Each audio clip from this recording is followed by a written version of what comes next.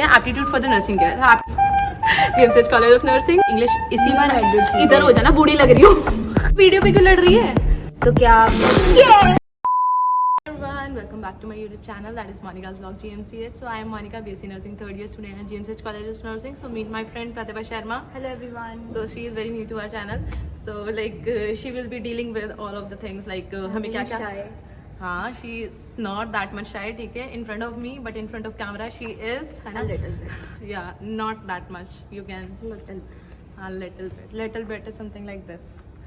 Without any further ado, let's get into this video. So in this video, we will be talking about like कि हमें कहाँ से क्या पढ़ना चाहिए, क्योंकि this time syllabus का pattern है जो change हुआ है सारा. Like हमारे पास 20 question physics, chemistry and biology है, but we have English and aptitude for the patient care भी आया है. So let us talk about that. So first thing is Pratibha बताएगी कि लाइक फिजिक्स उसने कहाँ से पढ़ी थी इन हर प्रिपरेशन. सबसे पहले तो एग्ज़ाम का टाइम है. हमें एग्ज़ाम सुन के ही ऐसा स्ट्रेस हो जाता है कि पता नहीं क्या आएगा, कैसा क्वेश्चन पेपर होगा. सबसे बड़ी बात, हम अटेम्प्ट कर पाएंगे या नहीं, पता नहीं कौन सी बुक से उठ के आ जाएगा. तो अगर मैं अपने एग्ज़ाम की बात करूँ तो मैंने तो बहुत ज़्यादा कोई बुक्स नहीं रेफ़र की थी. सबसे बेसिक है, आप जो भी आपकी एनसीईआरटी है उस पर फोकस्ड रहो. जितना भी उसमें लिखा हुआ है, स्पेशली एग्जाम्पल्स हैं, सारी एक्सरसाइजेज हैं, उनको अच्छे से सॉल्व करो. अगर आपकी एनसीईआरटी पूरी हो जाती है, फिर आप अगर कोई बुक रेफ़र करना चाहते हो अपनी चॉइस के हिसाब से तो आप कर सकते हो.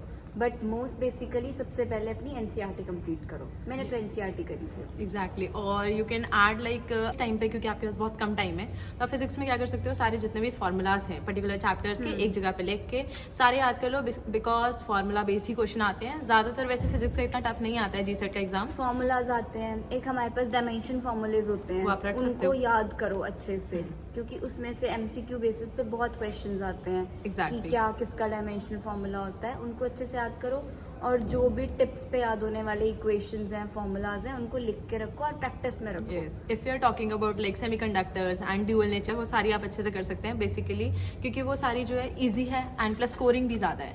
और सबके यूनिट्स याद रखने हैं. Exactly. किस चीज़ का क्या यूनिट होता है, क्योंकि ये बहुत कई बार ट्रिक कर जाता है हमें, और ये क्वेश्चन ही आ जाता है कई बार कि किसका क्या यूनिट है. एग्जैक्टली. क्योंकि ये इतना ज़्यादा टफ एग्जाम नहीं होता as compare to the NEET. So इसमें बहुत जनरल क्वेश्चन एंड बहुत बेसिक क्वेश्चन पूछे जाते हैं, तो इसलिए वी विल सजेस्ट कि आप बेसिक चीज़ों पे भी ध्यान दें rather than going for the more complex thing. और कभी कभी ना ये क्वेश्चन वाले ऐसे भी क्वेश्चन सेट करते हैं जैसे हमारे पास इतना टाइम नहीं होता कि हम बहुत इक्वेशंस को सॉल्व करें. तो अगर आपको जैसे पता है क्या निकालने के लिए दे रखा है इक्वेशन में, और अगर आपको उसका यूनिट पता है, कई बार होता है 4 ऑप्शंस में से अगर आपको यूनिट भी सही पता है ना, तो आप यूनिट के अकॉर्डिंग भी आंसर की जजमेंट कर सकते हो कि ये आंसर हो सकता है, क्योंकि इतना टाइम नहीं होता बहुत इक्वेशन सॉल्व करने के लिए. इसीलिए यूनिट्स पे फोकस रखना है. एग्जैक्टली. तभी मैंने प्रतिभा को बुलाया है, उसने इतनी स्मार्ट ट्रिक आपको बता दी है. Now talking about the biology. So biology में क्या करना चाहिए? एनसीईआरटी. बायोलॉजी की एनसीईआरटी की each and every line is so important. Like मैंने अपने टाइम पे क्या करा था, मैंने एनसीईआरटी तो नहीं करी थी to be very honest. Like मैंने नीट का पेपर दिया था, तो उसके बाद मेरे पास कुछ पर्टिकुलर टाइम था, तो फिर मैंने क्या करा था, जितनी भी समरी है लाइक जितनी भी जो हमारे पास एक्स्ट्रा बुक्स थी नीट की, तो शॉर्ट समरी रिकैप दिया होता है ना, तो वो मैंने सारा अच्छे से लाइक रीड आउट कर लिया था. एग्जैक्टली मैंने पूरी एनसीईआरटी नहीं पढ़ी थी, और जितने भी मेरे नीट के नोट्स थे लाइक थोड़े बहुत शॉर्ट नोट्स लाइक वो मैंने सारे रिवाइज करे थे. एंड जो क्वेश्चन थे, मैंने क्वेश्चन वगैरह, एक चैनल का नाम था वो मैंने पहले भी अपने यूट्यूब पे दिया हुआ है, उससे मैंने सॉल्व करे थे, क्योंकि उसमें प्रीवियस ईयर के क्वेश्चन थे. एंड बायोलॉजी की बात करें तो उसमें सारे ज़्यादातर जो होते हैं इजी क्वेश्चंस होते हैं, लाइक यू कैन अटेम्प्ट. जो ऑलरेडी नीट एस्पिरेंट्स हैं उनके पास तो बहुत सारे साइनॉप्सिस वगैरह नोट्स ऑलरेडी अवेलेबल होते हैं. Exactly. तो वो तो वहाँ से रेफरेंस ले सकते हैं. बट जो फ्रेशिंग है उनके पास या तो एनसीईआरटी बुक्स होंगी या तो फिर कोई और बुक्स होंगी जो बहुत अच्छे ऑथर्स की होगी, तो आप उनको रीड कर सकते हो. बट जो फ्रेश दे रहा है उसके लिए तो बेसिक एनसीईआरटी ही है. वही है, पहले अपनी एनसीईआरटी से सारे अच्छे से कॉन्सेप्ट क्लियर करो, फिर किसी रेफरेंस बुक पे या एक्स्ट्रा पढ़ के फायदा है. क्योंकि जब तक बेसिक कॉन्सेप्ट क्लियर नहीं होगा, जब तक वो बोलते हैं ना जड़ मजबूत नहीं होगी, तब तक कोई फायदा नहीं है आगे पढ़ने का. तो बेसिक कॉन्सेप्ट क्लियर करो, और बेसिक कॉन्सेप्ट हमारे पास एनसीईआरटी में है. बायो के लिए तो एनसीईआरटी की एक भी लाइन नहीं छोड़नी है. Underline everything, each and every diagram. Even diagram के नीचे जो लिखा होता है ना डिस्क्रिप्शन में, वहां से भी क्वेश्चंस उठ के आ सकते हैं. तो सब पढ़ना है. हाँ, तो सेम फॉर द नीट, क्योंकि नीट में भी जो एनसीईआरटी है वो हमारी माता है, तो जी सेट में भी एनसीईआरटी हमारी माता चाहिए. तो now let's talk about chemistry. तो केमिस्ट्री में हमारे पास 3 पार्ट हो जाते हैं, physical chemistry and organic chemistry, and the last one is inorganic chemistry. तो इनऑर्गेनिक में तो बेसिकली सारा रटा होता है, ठीक है। तो इनऑर्गेनिक में मैंने क्या करा था वही same for the biology, like जो भी मेरे पास शॉर्ट नोट्स से जो हमारे पास एक्स्ट्रा बुक्स होते हैं उसके आगे जितने भी हमारे पास लाइक वो होते हैं क्विक रिकैप होता है, वो मैंने सारा कर लिया था। And for the physical chemistry मैंने सारे जो शॉर्ट फार्मूलाज थे वो सारे रिवाइज करे थे, and for the organic chemistry जितने भी मैकेनिज्म ऑफ एक्शंस थे वो सारे मैंने कर लिए थे। स्ट्रक्चर्स याद करने एग्जैक्टली। एंड नेमिंग से तो आप अच्छे से कर लिया करो, क्योंकि नेमिंग से क्वेश्चन आते हैं, नॉमेनक्लेचर बहुत आता है, क्योंकि उसमें कम टाइम लगता है और इजीली हो जाता है।